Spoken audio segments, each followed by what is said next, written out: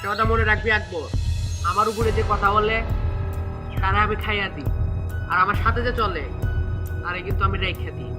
আর শুনলাম আমার উপর ইদানিং আদিপ বিয়ে কথা কইতেছে, ওর হাতে যদি চুরি না পড়াইতেছি আমার নাম নাইম এখন না। উস্তাদ সর্বনাশ হয়েছে, এলাকায় তো আদিব ঢুকে। Good. কি কইলি?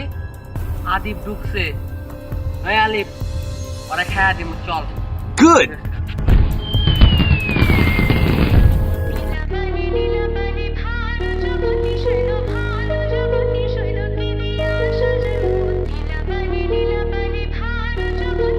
আমি জানতাম তুই আসবি, কিন্তু তুই যে সত্য দিছিস ওই সত্য আমি মানতে পারবো না।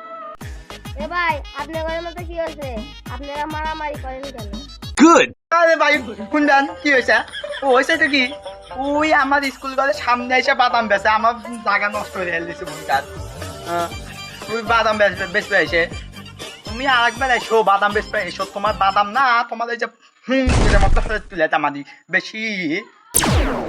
হ্যাঁ তুই একলাই বাদাম বেচ, আমার বাদাম বেচা লাগবো না, আমি আজ ছাতার মাথা হয়ে খামু।